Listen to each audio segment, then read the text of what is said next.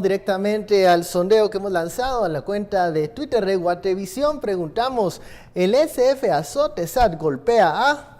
Un 42% de los internautas cree que esto a todos por igual les pega. 37% cree que sí va a afectar a las clases más vulnerables, a los más pobres. Un 11% cree que estas acciones afectan a los que más tienen.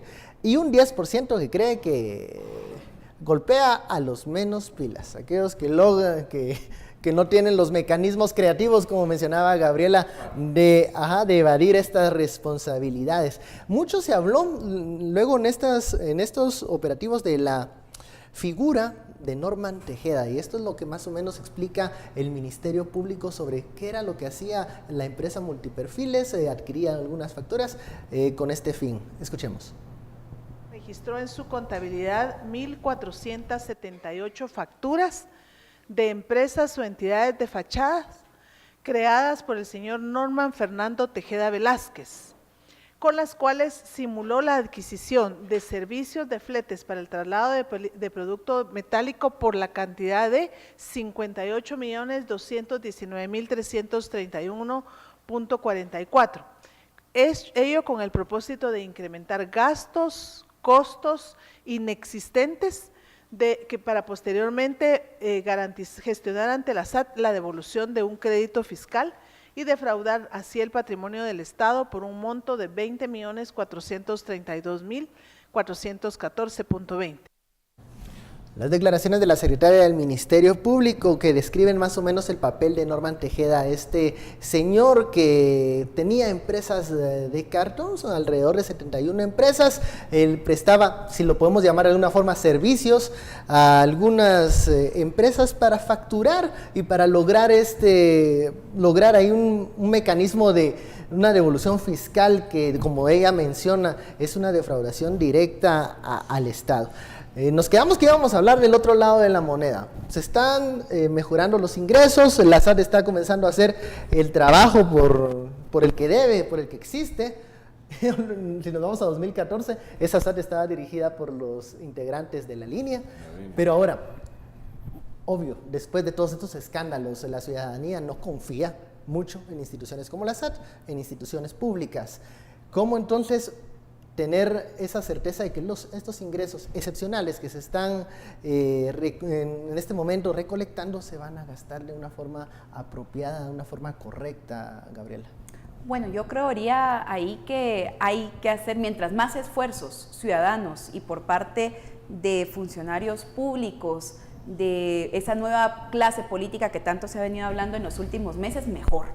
La responsabilidad de la SAT es hacer el buen trabajo a la hora de recaudar los impuestos. No podemos pedirle a la SAT que sea la responsable de la calidad del gasto. Eso le tocará hacerlo a alguien más, en este caso a quien ejecuta esos ingresos, que es precisamente todo el poder ejecutivo, la cartera de ministros, ¿verdad? Y obviamente el presidente como quien dirige este poder. Pero también tiene que ver con otro rasgo importante, que es cómo se va a distribuir ese gasto. Y ahí hablamos de otros temas como el presupuesto, y cuando hablamos de presupuesto hablamos también obviamente del Congreso de la República.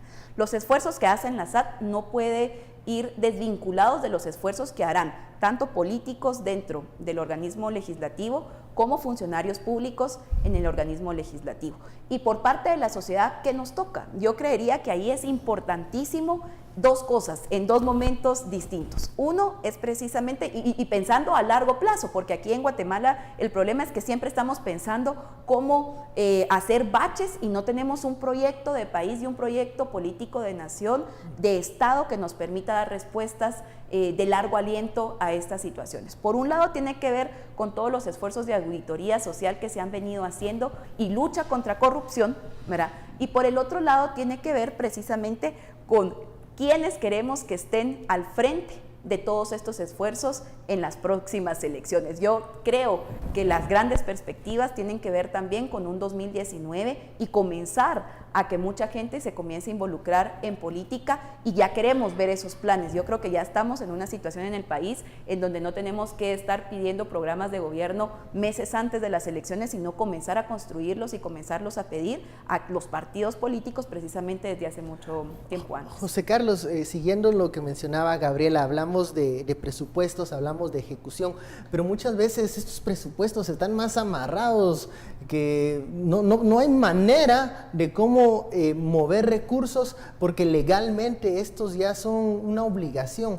Nadie ha hablado en este momento de quitarle esos amarres al presupuesto para poder ser más creativos en la forma de invertir estos ingresos. Yo creo, Ben, que ese es un tema importantísimo. La calidad del gasto se ve no solo en función de hacia dónde está orientado, sino también en función de cómo se hace ese gasto en términos de eficiencia y eficacia, es decir, cómo se ejecuta.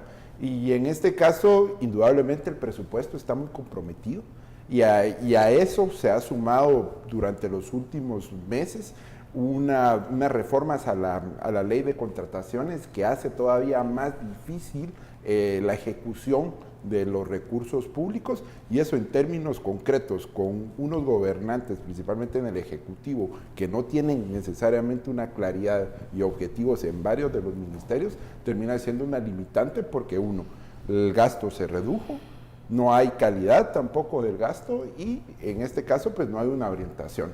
Yo sí creo que por un lado la reforma fiscal o un pacto, porque aquí hay que hablar de un pacto integral, es decir, no solo de ingresos, no solo de gastos, sino de transparencias. Y cuando hablamos de estos tres elementos necesitamos hablar de prioridades, hacia dónde lo queremos. Y aquí tenemos que hacerlo cotidiano, es decir, a las personas, tratar, para que todas las personas podamos entender, tratar de decir, por ejemplo, si en el país necesitamos 15 hospitales regionales para atender todas las demandas de salud, ¿cuántos recursos necesitamos para poder construir esos 15 hospitales regionales? ¿Y cuántas personas se van a beneficiar? Entonces, uno, si no hay reforma fiscal, ¿cuánto tiempo nos va a demorar construir, en el caso hipotético, esos 15 hospitales? ¿Nos va a demorar 50 años? En cambio, si tenemos una reforma fiscal, se obtienen más recursos, probablemente los vamos a tener en 15. Entonces aquí yo creo que la discusión, como muy bien decía Gaby, tiene que estar orientada hacia objetivos de país. ¿Qué queremos hacer? No solo recuperar el dinero, es decir, recaudarlo, en este caso es muy bueno, pero definir para qué. ¿Para qué y lo en queremos? este momento eso es lo que está fallando, y está fallando principalmente por la debilidad del Ejecutivo. Y no estamos hablando necesariamente de las municipalidades, porque también en las municipalidades y en los consejos de desarrollo hay una mala calidad del gasto, principalmente en muchos lugares, principalmente por corrupción. Ok, vamos a la segunda pausa, pero antes quiero dejar una pregunta en el aire. Para este sábado se convoca una manifestación ciudadana en contra de esta reforma fiscal propuesta por el Ejecutivo, por el presidente Jimmy Morales, por esta subida de los impuestos.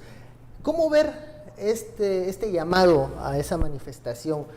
¿Cómo separar los temas reforma fiscal que se discute en el Congreso de la República con la necesidad de un pacto fiscal, que es algo mucho más consensuado? Les dejo la pregunta al aire, vamos a la segunda pausa y regresamos. Ya lo sabe, SF Azote SAT. Volvemos.